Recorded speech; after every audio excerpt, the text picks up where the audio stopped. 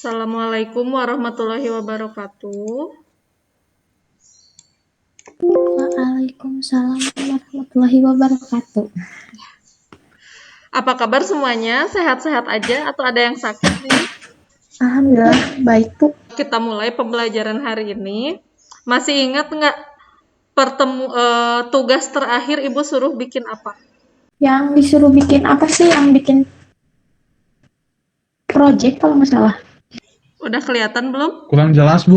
Oh, kurang jelas, tapi ada ya kelihatan. Udah, Bu, jelas, Bu. Udah ya. Nah, sebenarnya ini si modulnya bisa kalian lihat di buku ya, tugas yang minggu kemarin yang sama Ibu nyatet. Kita akan coba praktek sedikit. Nanti jadi pas kalian praktek itu udah nggak bingung harus gimana awalnya.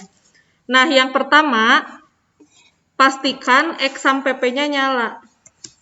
Nanti kalian cari exam PP control panel di komputernya.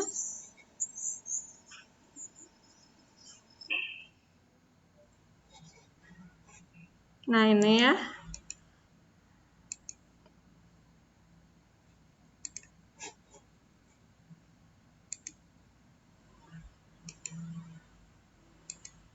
Nah, ini seperti biasa dulu, ini kalau awal ngebuka kan seperti ini, kamu start dulu di bagian Apache, sama MySQL-nya di start. Oke. Nah, kalau sudah, ini bisa di close. Lalu lihat di sini, buka web browser, lalu ketikkan localhost php myadmin.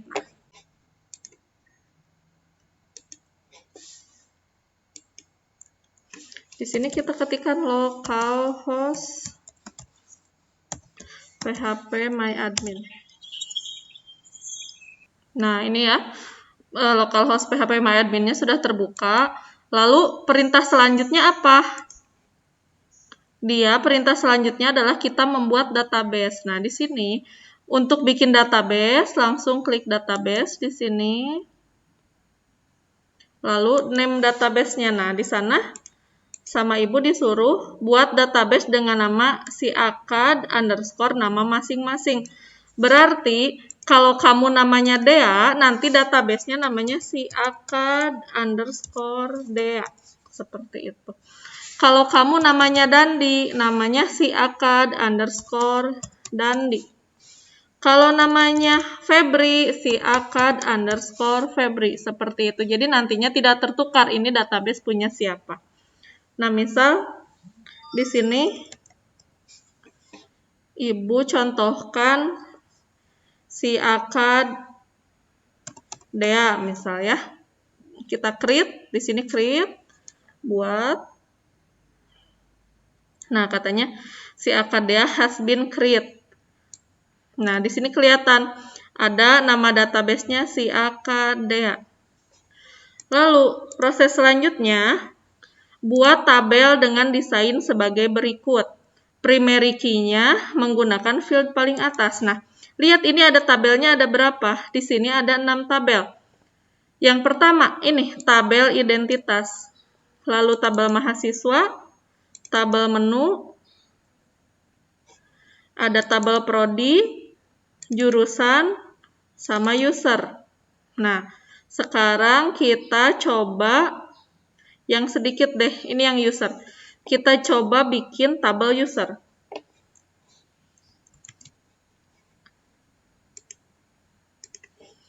Create table. Nama tabelnya apa? Users.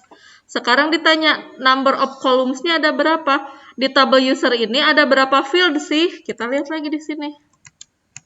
Nah, ini tabel user. Ada berapa field ini? 1 dari username 1, 2, 3, 4, 5, 6.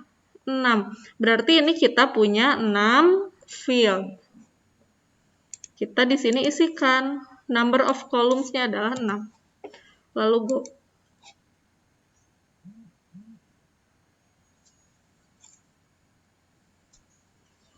Nah, di sini ada name dan tipe. Sama Ibu udah dikasih tahu ya. Ini name-nya apa saja? Username, password, email, level, blokir, ID session. Kita bikin dulu. Username, password, email, level, blokir, level, blokir. Ini ada ID sessions.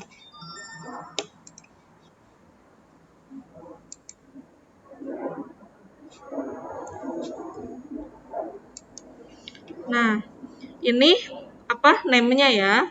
Table name-nya. Sekarang kita masukkan tipenya. Username itu tipenya varchar, values-nya 50. Kita masukkan sesuai dengan ini. Username tipenya cari varchar, ini values-nya 50. Lalu password juga varchar, values-nya 50. Lalu level itu di sana enum. Nih kita lihat ya. Di sini level sama blokir itu tipenya adalah enum. Enum ini adalah untuk tipe pilihan. Oke, kita lihat. Nah, yang level itu enumnya, pilihannya itu nanti untuk loginnya, apakah dia login sebagai user atau login sebagai admin. Jadi pilihannya nanti ada user dan admin. Cara nulisnya Bu gimana? Nah, cara nulis pilihannya, satu pilihan itu pakai kutip satu, user, kutip satu, ini pilihan satu, lalu koma, kutip satu lagi. Nah, gini, seperti itu. Ada dua pilihan yaitu user dan admin. Sekarang untuk blokir juga ada pakai enum. Kita pakai enum. Pilihannya adalah iya dan tidak. Yes dan no. Seperti ini. Jadi di tiap-tiap pilihan kamu harus masing-masing diawali dan diakhiri oleh kutip. Nah, yang terakhir ID session, varchar juga 50. Lalu lihat kata Ibu tadi, ini primary key-nya menggunakan field paling atas. Berarti primary key-nya itu adalah yang ini. Field paling atasnya kan username ya. Kita pilih username, digeser ya ke pinggir. Nah, di sini ada klik primary. Seperti itu. Oke, go. Nah, kalau sudah beres, kita save.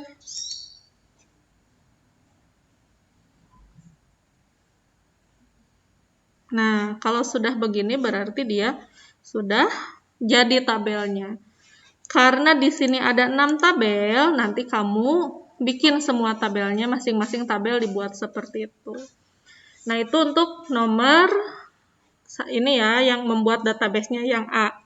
Sekarang kita masuk ke sini, nomor 4. Isi masing-masing tabel dengan data sebagai berikut.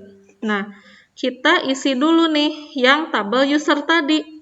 Bu, cara ngisinya gimana? Ini kok passwordnya ini panjang, ID session-nya juga panjang. Nah, sebetulnya ini passwordnya adalah pendek ya. Tapi nanti kita gunakan namanya fungsi enkripsi MD5 untuk merubah tulisan biasa menjadi password seperti ini. Nah, kita lihat contohnya. Untuk ngisi tabel tadi, kamu klik dulu database-nya, lalu klik tabelnya.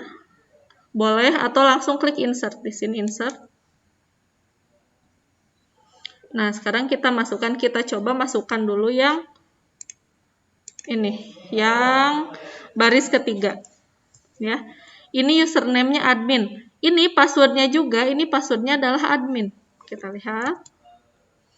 Username admin, password juga admin. Lalu emailnya, misal email kamu, misal kiki@gmail.com. Nah, levelnya dia apa? Kita pilih level admin. Lalu apakah diblokir? Kita pilih tidak. Nah, ID session-nya juga sama, ini admin. Nah, kalau ditulis kayak gini, lalu kita go, nanti datanya akan terisi.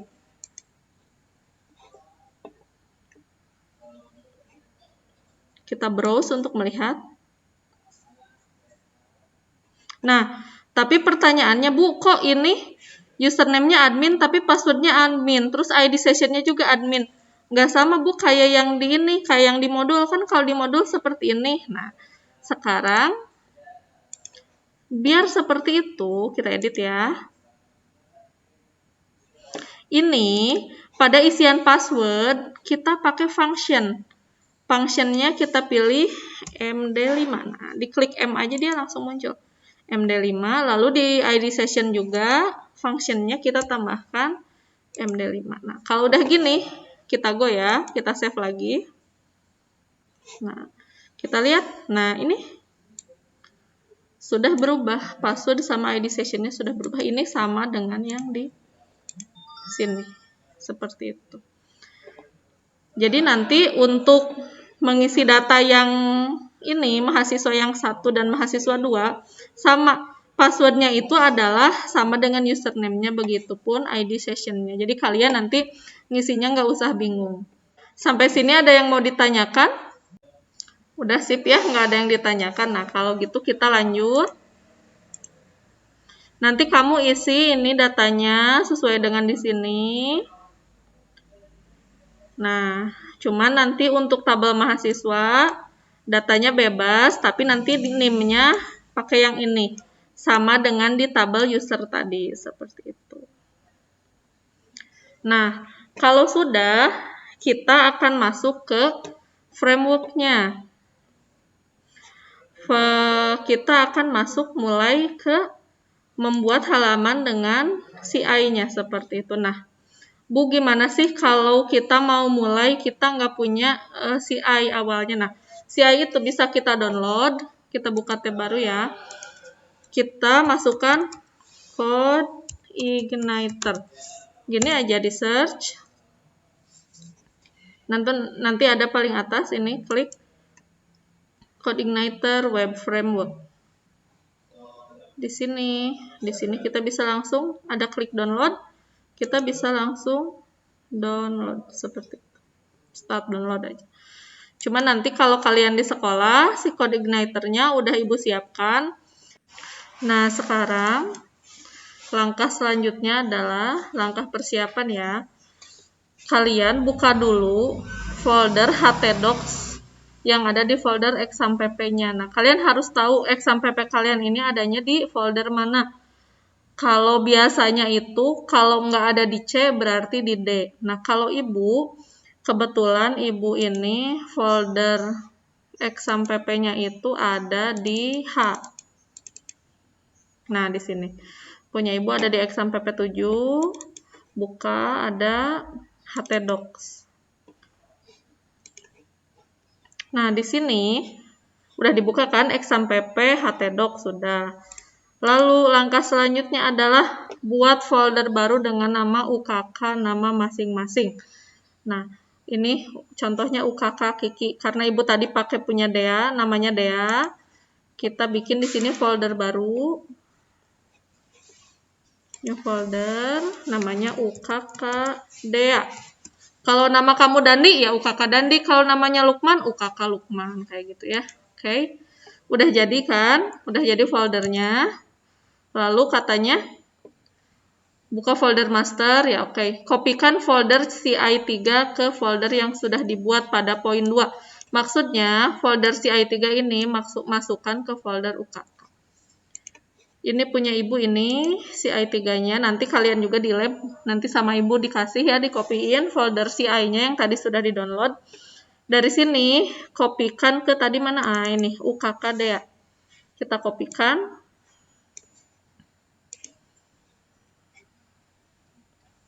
Tunggu sebentar.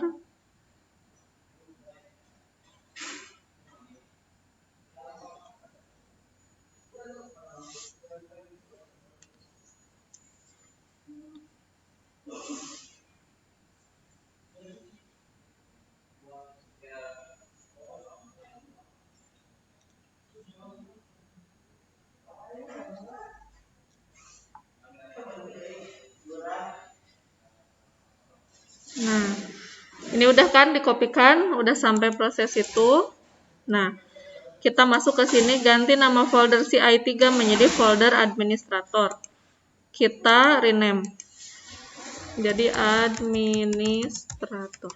Seperti itu. Jadi nanti kita akan membuat halaman adminnya dulu di sini. Kalau sudah, nah sekarang kita coba udah jalan belum? Kita ketikkan http localhost ukk kiki administrator. Kalau namanya ukk kiki, nah kita lihat localhost. Karena punya ibu tadi namanya ukkdea, kita tulis ukkdea/administrator. Enter. Nah, seperti itu. Kalau di sini kan dikasih tahu ya, kalau udah ada halaman ini berarti itu sudah berhasil. Untuk selanjutnya, nanti kita akan mulai melakukan konfigurasi seperti ini. Ini ya. Nah, nanti yang perlu kalian ketahui, yang pertama itu kita akan ada konfigurasi. Konfigurasi file ini kalian nanti nyarinya nih, ini kita buka. Ini adalah aplikasi CI itu isinya segini. Nanti yang banyak kita rubah adalah di application, di sistem itu jangan dirubah-rubah kalau nggak nanti error. Kita buka yang application. Nah, untuk konfigurasi semuanya ada di folder config. Ini di sini. Nanti yang akan kita konfigurasi adalah yang ini, autoload, config, database, ada routes, seperti itu. Nanti semua step-stepnya bakal ada di job sheet di modul, seperti itu. Nah, lalu nanti di sini yang akan sering kita pakai itu foldernya adalah yang ini, folder controller, lalu ada folder model, ada juga folder view. Bu, fungsinya apa? Nanti di folder view ini, semua script yang berhubungan dengan tampilan masuknya di folder view. Kalau di model, nanti hubungan antara ke database, ngambil data, baca data, semuanya itu dilakukan di model. Terus Bu, fungsinya controller apa? Nah, si controller itu nanti fungsinya menyambungkan dari model ke view, seperti itu. Jadi nanti yang akan sering kalian buka-buka adalah controller, model, sama view. Sedangkan yang config ini dia akan kita rubahnya di awal-awal, seperti itu. Sampai ketemu lagi. Wassalamualaikum warahmatullahi wabarakatuh. Waalaikumsalam warahmatullahi wabarakatuh. Waalaikumsalam warahmatullahi wabarakatuh.